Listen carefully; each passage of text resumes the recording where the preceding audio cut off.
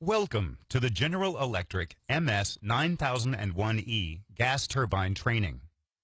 This video will describe the main components of the gas turbine and its functional description. This gas turbine is also known as PG9171E or Frame 9E. Throughout this video, the air inlet of the gas turbine is considered to be the forward end, and the gases exit is to be the aft end.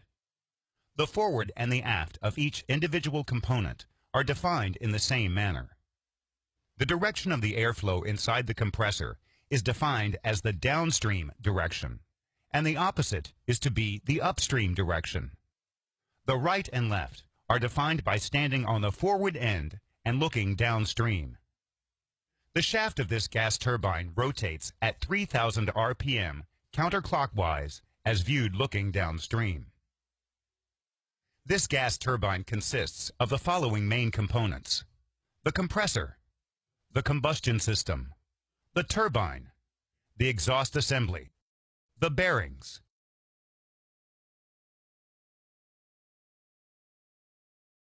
The compressor is a 17 stages axial flow compressor with variable inlet guide vanes.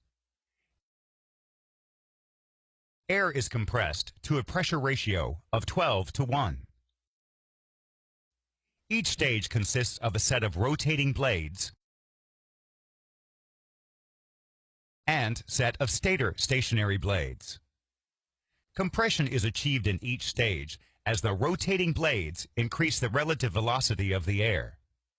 Then, the stator stationary blades convert the gained kinetic energy into a pressure rise and guide air to enter the following stage at the proper angle.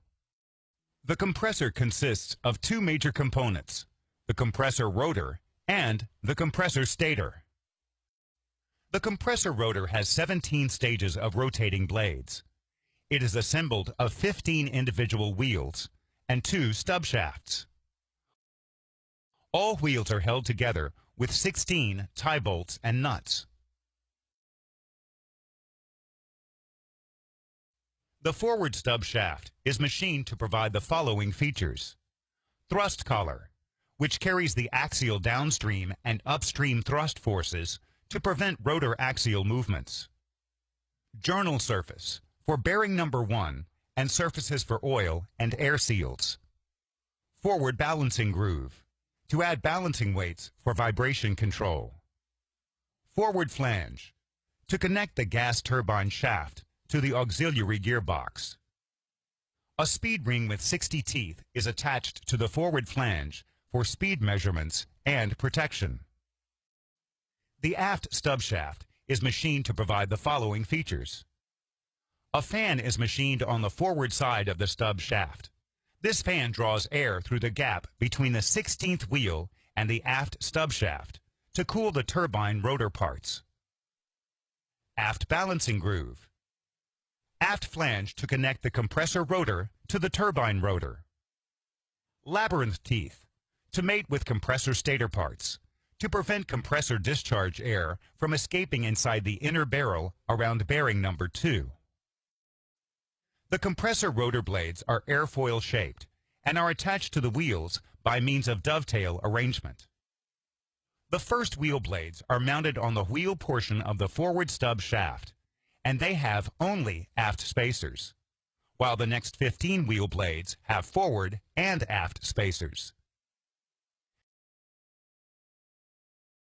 The 17th stage blades are mounted on the wheel portion of the aft stub shaft, and they have only forward spacers.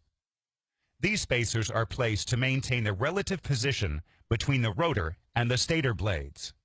Rotor blades are held in axial position by staking at both ends of every dovetail slot. Compressor blades cannot be replaced with the rotor in position. Wheels must be disassembled. The compressor stator consists of 4 main components: the inlet casing, the forward casing, the aft casing, the discharge casing. The inlet casing is located at the forward end of the gas turbine. The blue painted section at the forward of the casing is called the bell mouth. The inner bell mouth is positioned to the outer bell mouth by 8 airfoil-shaped struts. The bell mouth function is to direct the air normally and uniformly to the inlet guide vanes for efficient airflow control and better inlet flow coefficient. The lower half of the bell mouth provides support for bearing number 1. A stationary labyrinth seal is installed at the aft end of the inlet casing to prevent suction of contaminants into the compressor. Variable inlet guide vanes are located at the aft end of the inlet casing. The function of these guide vanes is to control the amount of airflow across the compressor. The total number of the inlet guide vanes is 64 blades. Each blade stem is inserted into a hole machined on the inlet casing. Each 4 of them are supported from below by 1 inner segment. A pinion gear is installed to each blade stem and is keyed into position. These pinions are rotated by a ring gear, which is assembled to the control ring. The control ring is positioned by a hydraulic actuator to obtain the desired inlet guide vanes opening angle. The opening angle for this gas turbine ranges from 34 to 84 degrees. The forward casing contains the first 4 compressor stator vanes. The lower half is equipped with 2 trunnions, used with other trunnions on the turbine shell, to lift the gas turbine to or off the turbine base. It also features a mounting point for the forward turbine support plate. The aft casing contains the 5th to the 10th compressor stator vanes. A groove is machined at the forward face around the 5th wheel blades, where air is extracted for cooling and sealing functions through 2 ports in the upper half and 2 on the lower half. Another groove is machined around the 11th wheel blades, where air is extracted for surge protection during transient operation.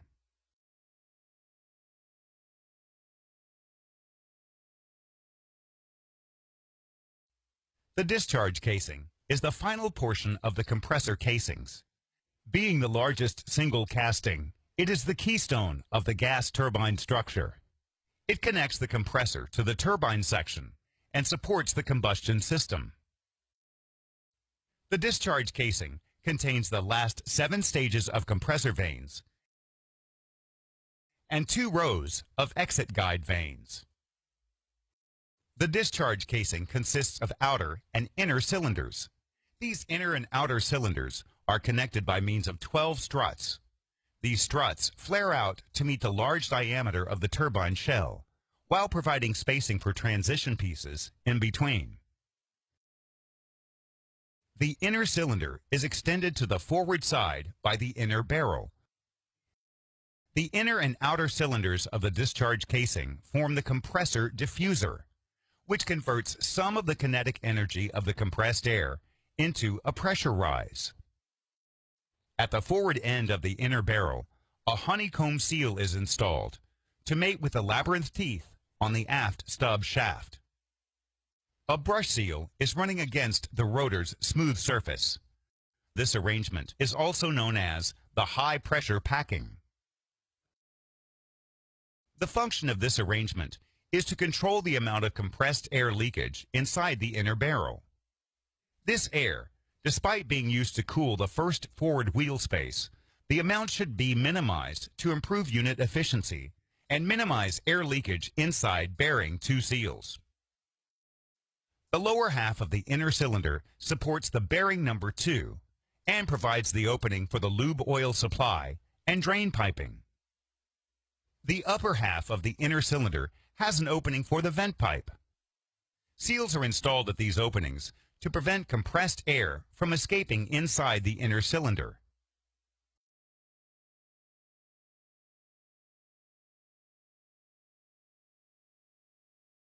The discharge casing also supports the turbine first-stage nozzles. The first-stage nozzle support ring is mounted on the aft end of the inner cylinder. The stationary vanes of the compressor are also airfoil shaped. The blades of the first 8 stages are mounted by dovetail arrangement to ring segments. These ring segments are inserted into circumferential grooves on the casing. The blades of the last 9 stages have a square base dovetail and are inserted directly into the circumferential grooves on the casing. 2 rows of exit guide vanes are located at the end of the compressor. These stationary vanes help in reducing the rotation of the airflow and increasing the pressure.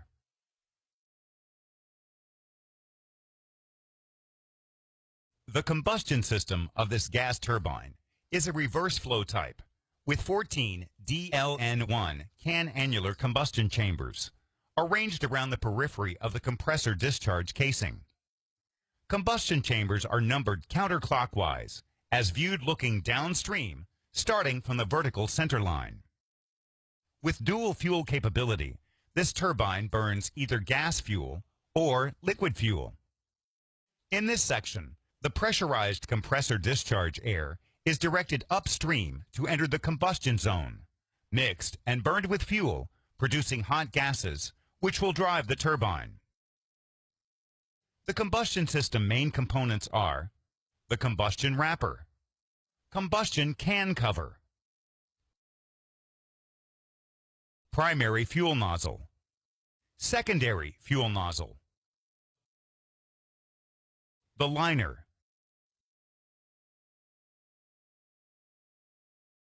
flow sleeve,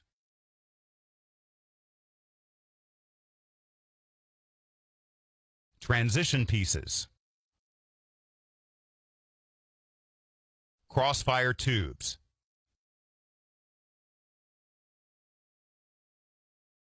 spark plugs,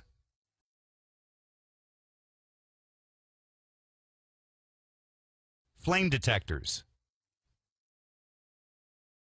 The combustion wrapper is a fabricated horizontally split casing that encloses the combustion system. It provides a supporting surface for combustion chamber assemblies.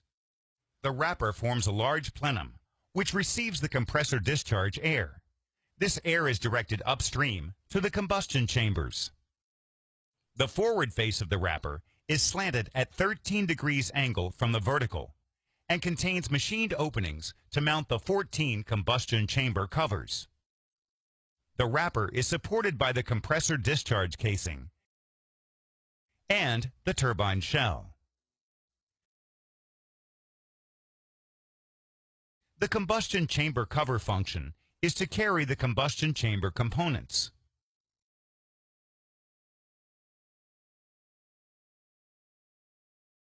The flow sleeve is mounted on the combustion chamber cover.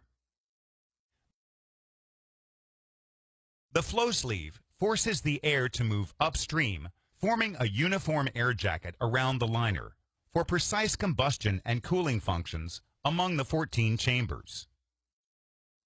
The liner is the core of the combustion system. Inside the liner, air and fuel are mixed and burned, providing hot gases. The liner is mounted on the flow sleeve at the forward side by 3 liner stops.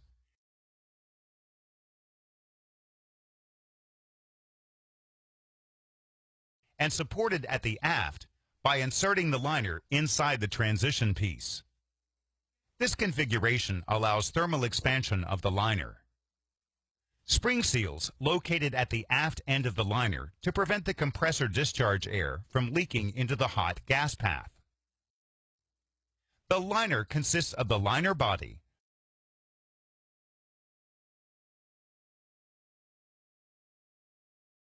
multi-nozzle cap assembly, and the venturi. These parts are assembled together by rivets. Combustion air flows into the liner through various locations. Primary combustion air flows through the primary gas tips. Air enters from metering holes for combustion functions.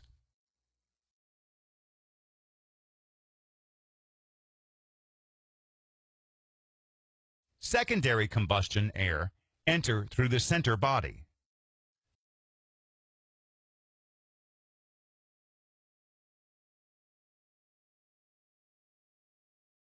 Dilution air enters the liners from 3 holes at the aft side of the liner. Due to the extremely high temperatures encountered inside the liner, all surfaces which are exposed to the flame are protected by thermal barrier coating. The combustion liner is also protected by film cooling, as air flows through the liner cooling rings to make an air film adjacent to the liner surface. This air film keeps the hot gases away from the liner metal. The liner cap is protected by film cooling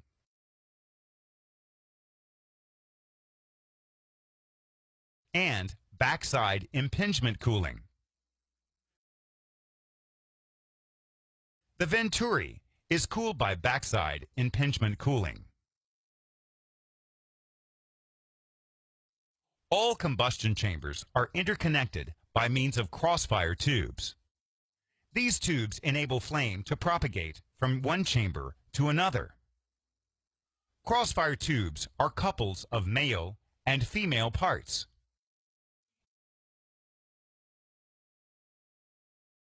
Each is inserted into the liner crossfire tube collar and held on position to the bracket on the flow sleeve by the crossfire tube retainer. All crossfire tubes are surrounded by crossfire outer tubes. These tubes connect the combustion chamber outer covers together. Packing is installed to minimize leakage and held by flanges on both sides of each tube.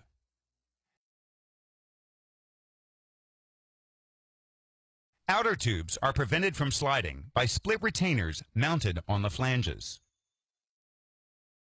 As the DLN-1 system features 2 combustion zones, fuel is injected to the combustion chambers through the primary and the secondary nozzles. The primary fuel nozzle is functionally integrated with the combustion chamber end cover and provides a flange in the center for secondary nozzle mounting. Fuel is injected into the liner primary zone through 6 identical nozzles. Gas fuel enters the primary nozzle's assembly through the fuel gas connection flange and is routed through internal machined passages to the orifices located in the gas tips. Atomizing air is introduced in the same manner through internal passages and exits to the primary zone through multiple holes on each of the gas tips.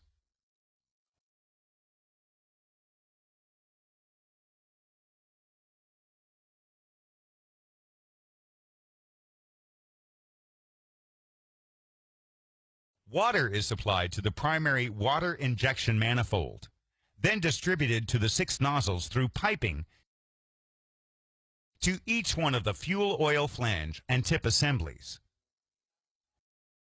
Liquid fuel is supplied to a liquid fuel distribution valve to equally distribute the fuel across the 6 nozzles, especially on startup. Fuel flows through piping to the primary zone through the liquid fuel tip located at the center of the gas tip.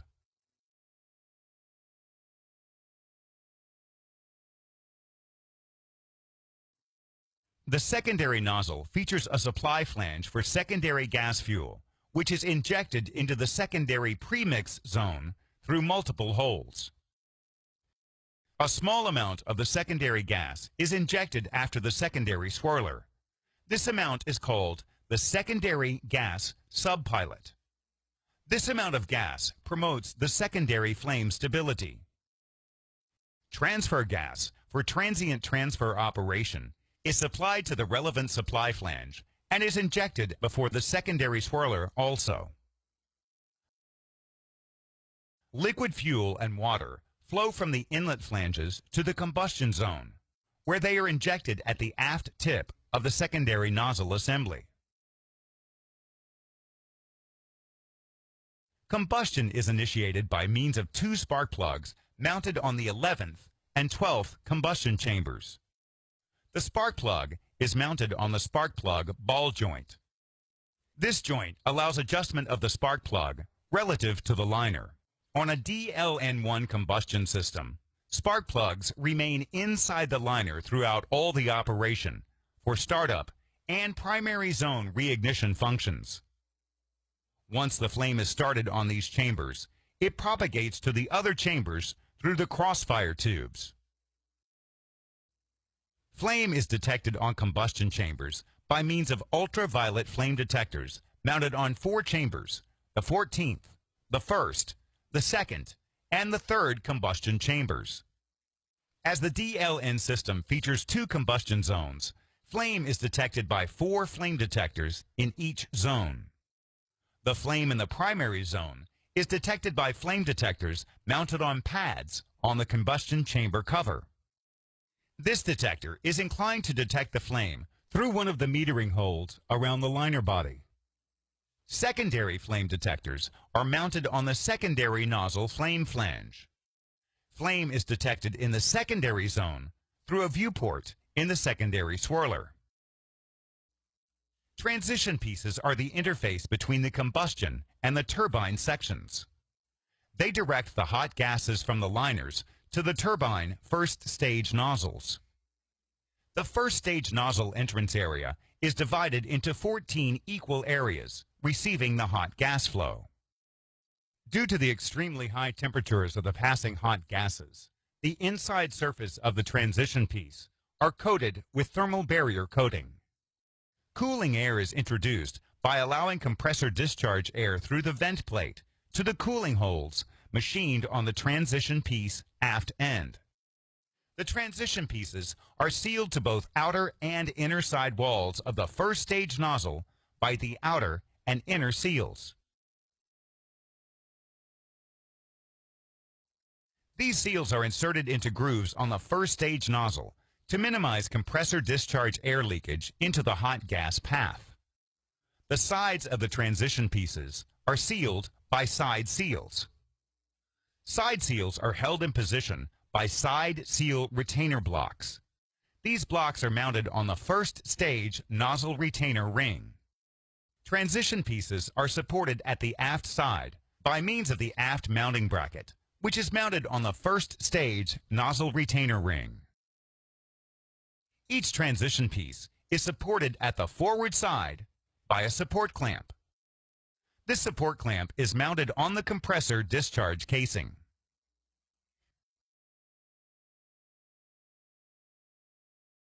The turbine section consists of 3 stages. Each stage consists of a set of stationary nozzles, followed by a set of rotating blades. The stator nozzles convert the energy in the hot gases leaving the combustion system into kinetic energy and direct the gases at the proper angle to rotate the moving blades to produce the mechanical rotational energy. The turbine section consists of the turbine stator, the turbine rotor. The turbine stator consists of the following parts: the turbine shell, the shrouds, the nozzles. The turbine shell function is to control the radial and axial positions of the shrouds and the nozzles, and the relative clearances between the nozzles and the rotating buckets. The position of these parts is critical to the turbine performance. The lower half features 2 trunnions used with other trunnions on the forward compressor casing to lift the gas turbine to or off the turbine base. The external surface of the turbine shell incorporates cooling passages. Unlike the compressor blades, the turbine rotating bucket tips don't run directly against the stator casing, but against curved segments called the shrouds. The primary function of the shroud is to minimize the tip leakage. These shrouds are attached to the turbine shell by sliding onto the T-hook arrangement machined on the turbine shell. Joints between first stage shrouds are sealed by cloth seals. Shrouds are maintained in the circumferential position by radial pins from the turbine shell. The first stage shroud is coated with thermal barrier coating to withstand the extremely high temperatures at this stage. The second and third stage shrouds have teeth that mate with teeth on the tip of the second and third stage buckets. This labyrinth seal minimizes tip leakage. For better tip clearance, a honeycomb seal is integrated on the second and third stage shrouds. This honeycomb is relatively soft material. The cutter teeth on the tip of the second and the third stage buckets open a slot on the honeycomb seal without any material transferred, providing tighter clearances to improve the unit efficiency. Shrouds of the last two stages are sealed by interconnecting tongues and grooves and by key seals. In the first stage nozzles, hot gases received from the combustion system are expanded and directed to the first stage rotor buckets. The first stage nozzle consists of 18 cast nozzle segments. Each segment contains 2 airfoil partitions. These partitions are hollow. This permits the relatively cool compressor discharge air to cool the nozzle segments by entering from the impingement plates and exiting through holes on the trailing edge into the hot gas path.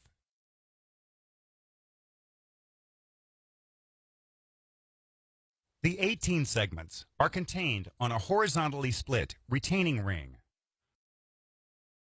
The retaining ring is supported to the lower turbine shell by 2 lugs extruding from the lower retaining ring half and held in place by clamps.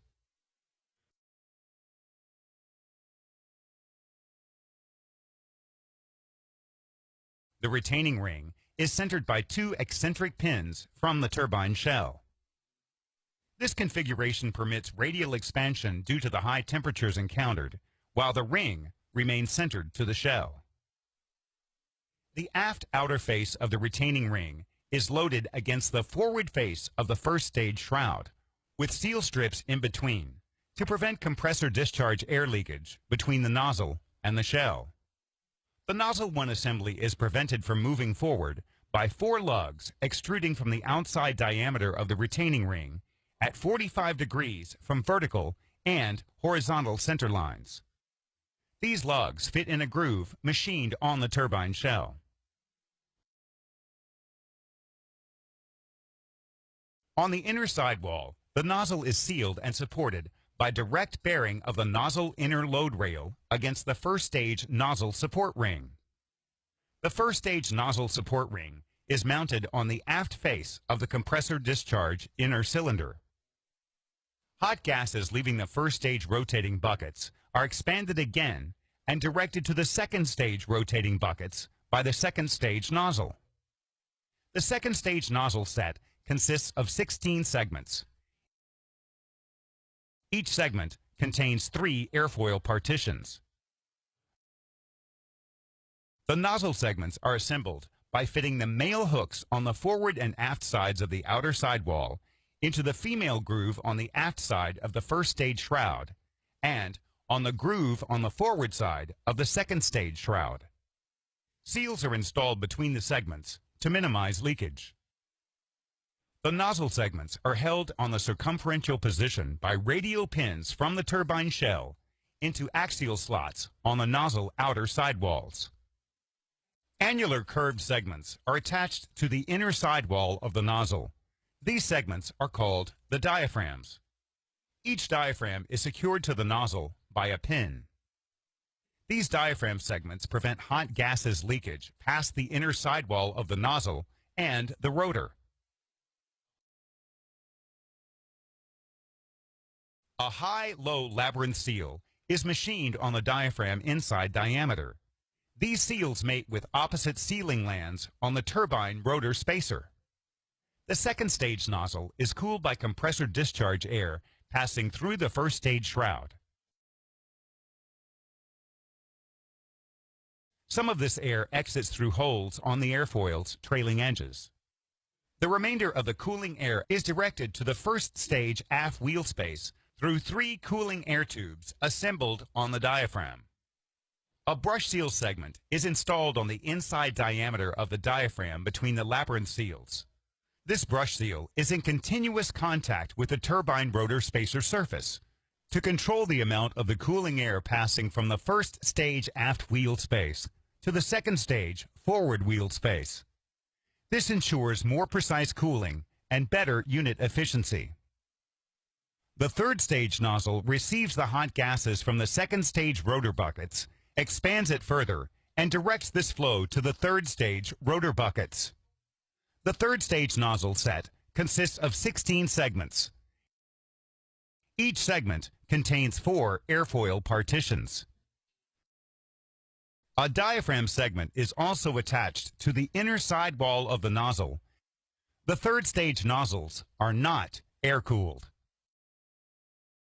These segments are installed to the stator in the same manner of the second stage nozzle. The third stage nozzle is supported by the second and third stage shrouds. The nozzle segments are held on the circumferential position by radial pins from the turbine shell into axial slots on the nozzle outer sidewalls. The turbine rotor consists of the forward wheel shaft, first, second, and third stage turbine wheels, 2 turbine wheel spacers, the aft wheel shaft.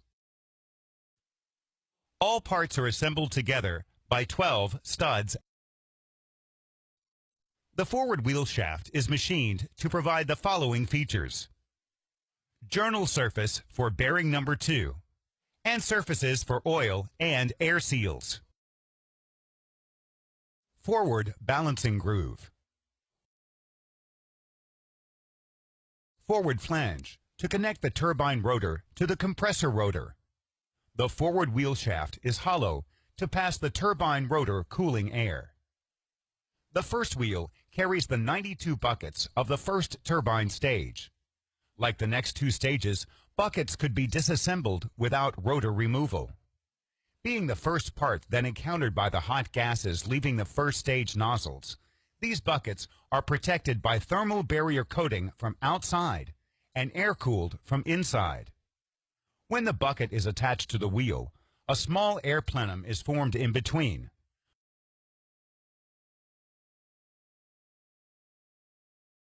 The rotor internal cooling air, which passes through slots on the forward face of the first wheel spacer, is fed into these plenums. Cooling airflow from this plenum to a series of longitudinal air passages to cool the bucket and exit at the recessed bucket tip. Buckets are attached to the wheel by straight axial entry multiple tang dovetails that fit into matching cutouts on the wheel rims. The buckets are prevented from moving axially by the D-key arrangement. A radial locking pin is installed before the first bucket. Then, the first bucket is installed and locked in place by the D-key. This is repeated for the next 90 buckets. The last bucket is installed, and an axial locking pin is inserted on the locking bucket dovetail. This pin pushes the radial locking pin to hold the last bucket on position. The first wheel spacer is located between the first and second turbine wheels. Spacer function is to define the axial position of the turbine wheels. The outer diameter of the spacer carries the diaphragm sealing lands. Slots are machined on both forward and aft faces for cooling functions.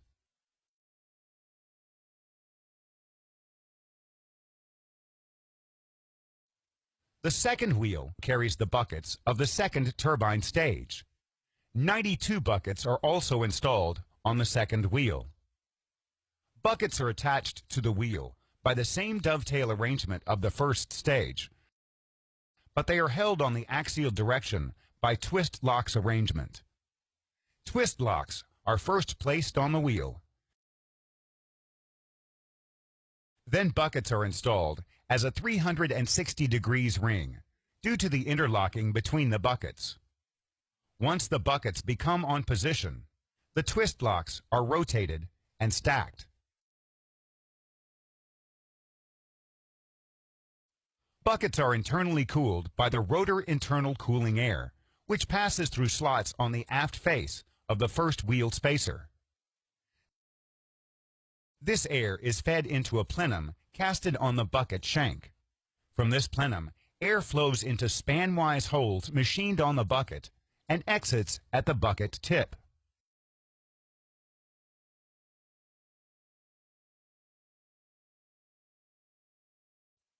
The second stage bucket tip is enclosed by a shroud, which is a part of the tip seal.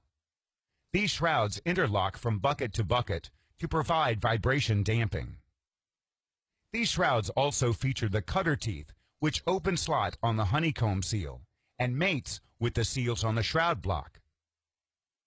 The second wheel spacer is located between the second and third turbine wheels. Slots are machined on the forward face.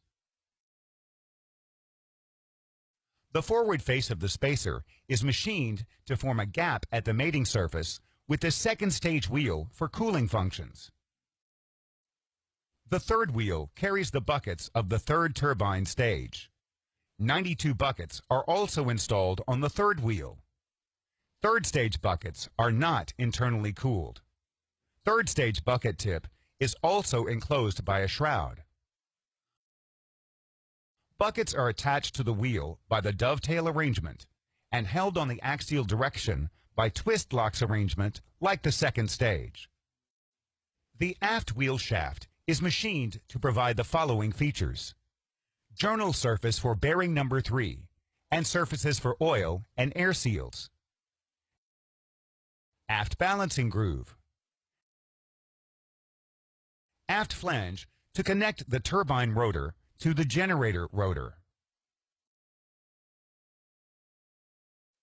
The turbine rotor must be maintained at reasonable operating temperature to assure a longer turbine service life.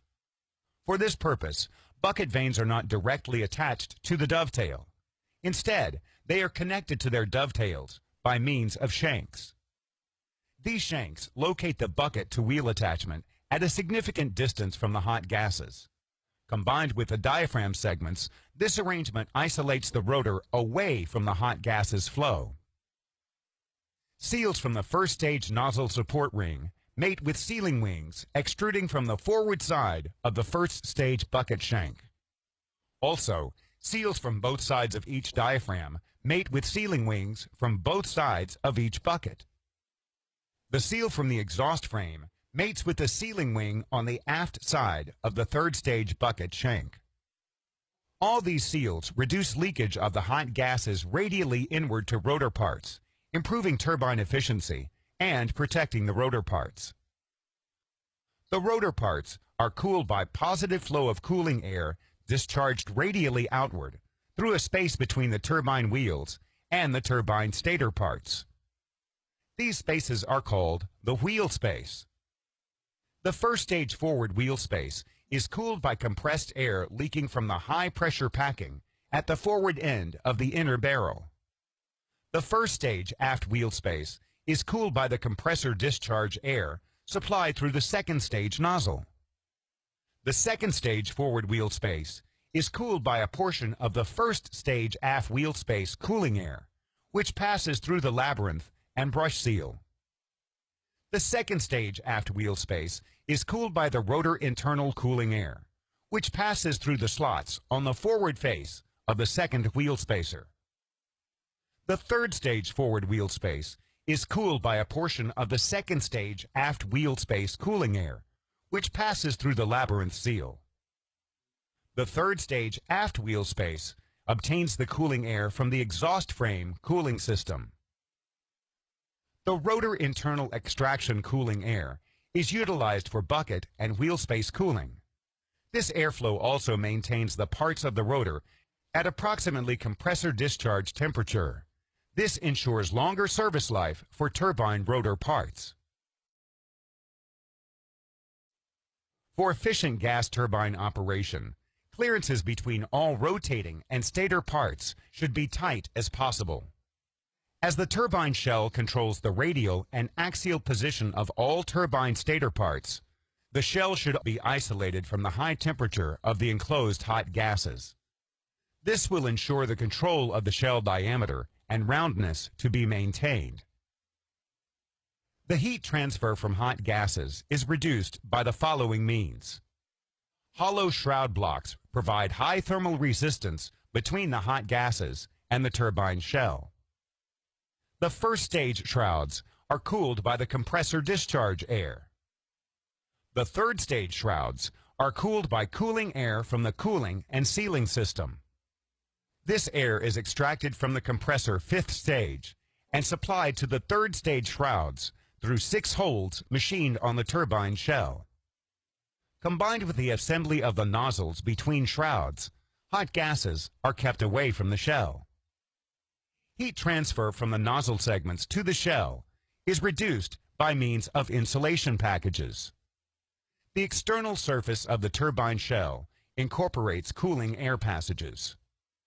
Cooling air is supplied from the exhaust frame cooling circuit. To control the amount of airflow, multiple metering orifices are installed on the flow passages.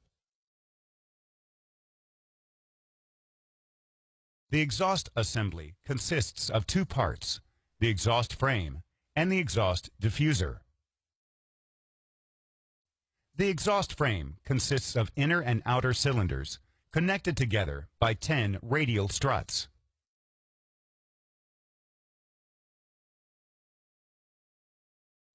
The inner cylinder supports bearing number 3.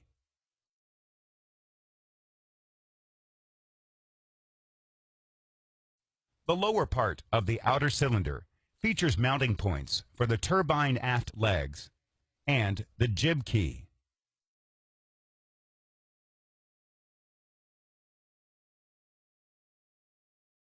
The inner side of the exhaust frame parts is covered by the inner and outer diffuser. The outer diffuser surface is manufactured to provide divergent cross-sectional area to increase the exhaust gas's pressure. The struts are covered by airfoil-shaped fairing surfaces. The inner and outer diffuser and the airfoil-shaped fairing surfaces are metal surfaces which protect the exhaust frame parts from being exposed to the high temperatures of exhaust gases to maintain temperature stability. This stability is required to keep the exhaust frame inner cylinder, which carries the bearing number 3, in the accurate position, avoiding any misalignment. To ensure the temperature stability, air is forced by means of 2 off-base blowers between the exhaust frame outer cylinder and the exhaust frame diffuser surface through 4 ports.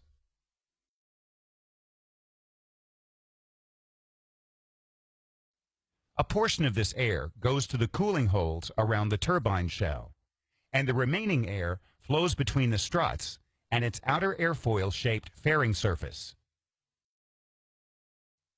Then, cooling air exits in 2 directions, to the third stage aft wheel space and to the inside of the inner cylinder, around bearing number 3, to protect the instrumentation in this area from being exposed to high temperatures. The portion of the exhaust frame inside the exhaust plenum, which is exposed to exhaust gases, is covered by insulation packs to reduce heat transfer. The exhaust diffuser is located at the extreme aft end of the gas turbine, bolted to the exhaust frame. The exhaust diffuser is a fabricated assembly consisting of inner cylinder and outer divergent cylinder. This divergent configuration reduces the exhaust gas's velocity and increases its pressure. At the aft end of the diffuser, 5 turning vanes direct gases from the axial to the radial direction into the exhaust plenum. The inner side of the inner cylinder is isolated by insulation packs to reduce the heat transferred to the load coupling tunnel and to the bearing number 3 area.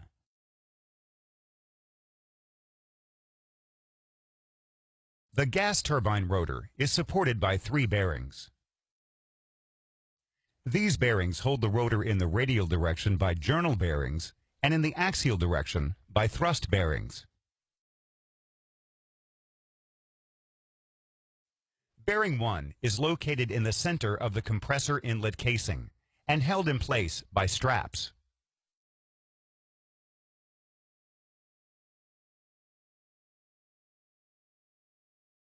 The bearing components are installed inside the bearing housing, which consists of the lower and the upper halves. This bearing contains an elliptical journal bearing, loaded thrust bearing, and unloaded thrust bearing. Labyrinth seals are installed at each end of the housing, where oil control is required. Their teeth run against smooth surfaces machined on the rotor. Seals are assembled so that a small clearance exists between the seals and the shaft. The sealing airflow from the cooling and sealing system through the axial tube machined at the right side of the housing and is admitted to the labyrinth seals through 2 ports to annular spaces surrounding the seals. Between the 2 rows of seal teeth, sealing air is admitted through multiple radial holes to stop oil from spreading along the shaft. Some of this air returns with the lube oil and is vented through the lube oil mist eliminator, and some escapes out of the housing. Inboard of the main pressurized seals, 2 backup labyrinth seals are installed for positive sealing. A floating seal is installed on the forward of the thrust bearing cavity to contain the oil. The journal bearing components are the bearing liner and the journal surface machined on the compressor forward stub shaft. The bearing liner consists of 2 halves fitted on the bearing housing.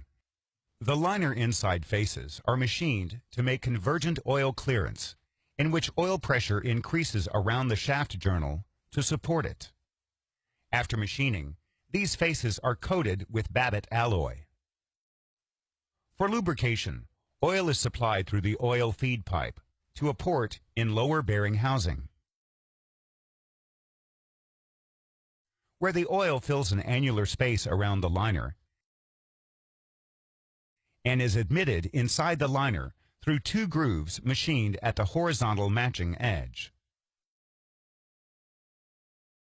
Oil is drained through the vertical drain slot at the bottom of the lower liner half to the journal drain cavity down to the oil drain piping.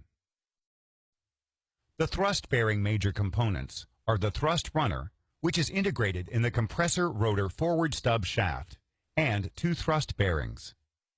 During the normal operation of the gas turbine, the sum of axial forces induced by the airflow on the compressor stages and the hot gases flow through the turbine stages tend to move the rotor in the upstream direction, so that the active thrust bearing is located on the forward side of the thrust runner. While in the transient operation during startup and shutdown, the shaft tends to move in the downstream direction, where the inactive or unloaded thrust bearing is located. The active thrust bearing is a tilting pad equalizing type bearing. An equalizing type bearing is capable of sustaining high axial loads and is tolerant of shaft and housing misalignment. The main components of this bearing are the base ring,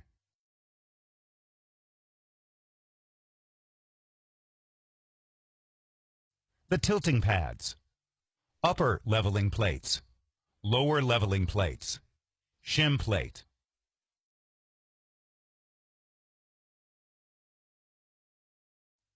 The base ring provides support for all parts of the bearing assembly and keep parts in the proper location. The pads are shaped like a sector of a ring. The bearing surface is covered with Babbitt alloy. Every pad has a hardened steel button on its back called the pad support. This pad support allows the pad to tilt slightly in any direction. The leveling plates are functionally small levers. They align the bearing pads with the thrust runner and equalize the load among the pads despite any possible slight misalignment of the shaft axis from the normal. The leveling plates are mounted on the base ring by dowels and screws such that the plates are free to tilt on their fulcrums. The load transmitted by the thrust runner to a single pad causes the pad to press on the upper leveling plate right behind it. Each of the upper leveling plates in turn is supported by one edge of two lower leveling plates.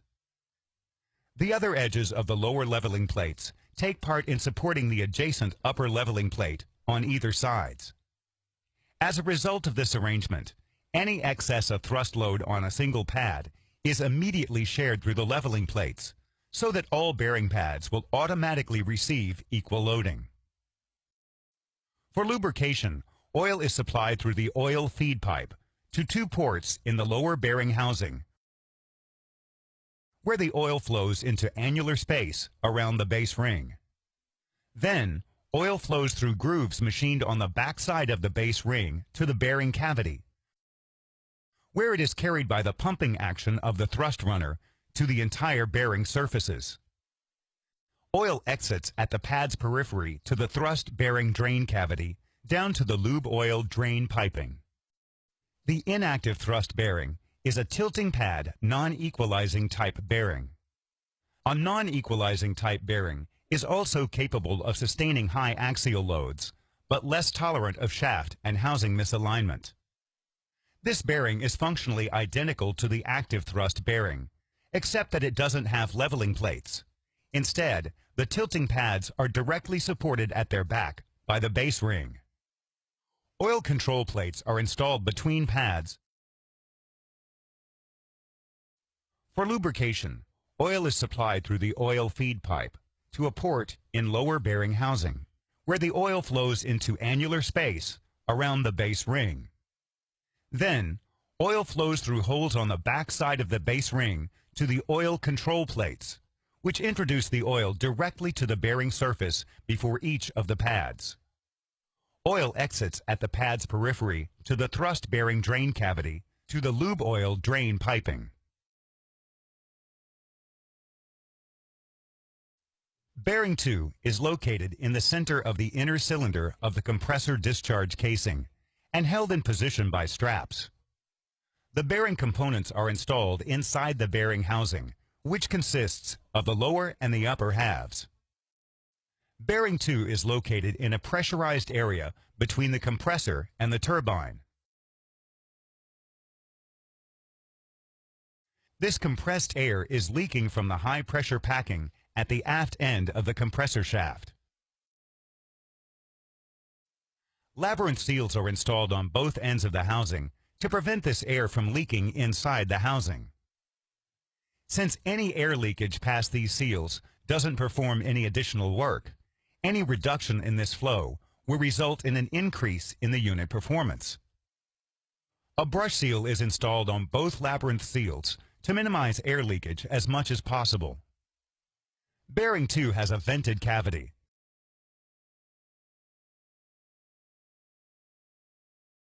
The compressed air leaking from the outer labyrinth seals is vented to the atmosphere through a vent pipe mounted on the top of the housing.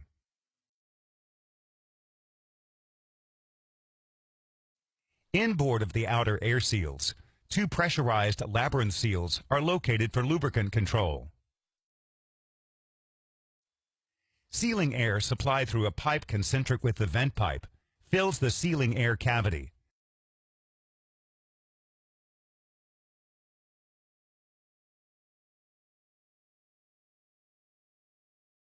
And flows between the two rows of each of the labyrinth seals.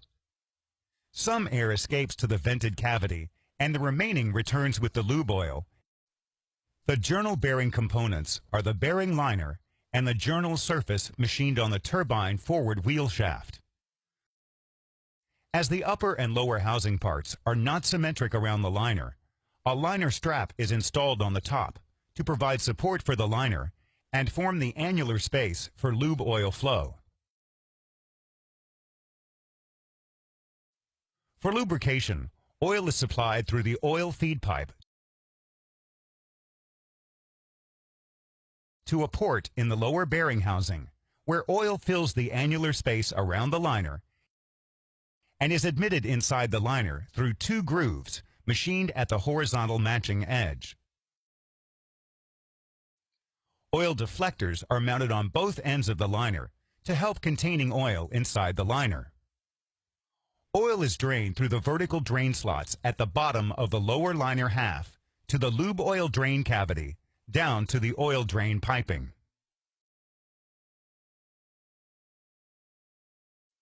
The number 3 bearing is located at the aft end of the turbine, in the center of the exhaust frame. The bearing components are installed inside the bearing housing, which consists of the lower and the upper halves. Bearing 3 is a tilting pad journal bearing. This type of bearing is used in situations where slight misalignment is expected. Labyrinth seals are installed in housing where oil control is required. Their teeth run against rotor smooth surfaces. The sealing air flows from the cooling and sealing system through the axial tube machined at the left side of the housing and is admitted to the labyrinth seals through 2 ports to annular spaces surrounding the seals. Between the 2 rows of seal teeth, similar to other bearings, sealing air is admitted through multiple radial holes to stop oil leakage. Some of this air returns with the lube oil, and some escapes out of the housing. A forward air deflector seal is installed at the forward side of the housing to prevent crossflow, and vent holes are machined on the housing. The bearing liner of the tilting pad type consists of a retainer ring and 5 tilting pads. The tilting pads are assembled so that high-pressure oil film is generated between each pad and the rotor journal surface. This produces symmetrical force on the bearing surface that helps to maintain shaft stability. Each pad is mounted to the retainer ring by 2 pins and supported from the backside by a pivot pin. This configuration allows the pad to rotate in 2 dimensions. This movement makes this type of bearing capable of tolerating small amounts of shaft misalignment. For lubrication, oil is supplied through the oil feed pipe to a port in the lower bearing housing, where oil fills an annular space around the liner retaining ring. Oil is admitted inside the liner through 5 orifice holes, machined radially on the retainer ring to the gaps between pads. 2 floating ring seals are mounted on both ends of the retainer ring to maintain an adequate amount of oil inside the liner assembly. Oil is drained through the vertical drain slots at the bottom of the lower retainer ring half to the oil drain cavity, down to the oil drain piping.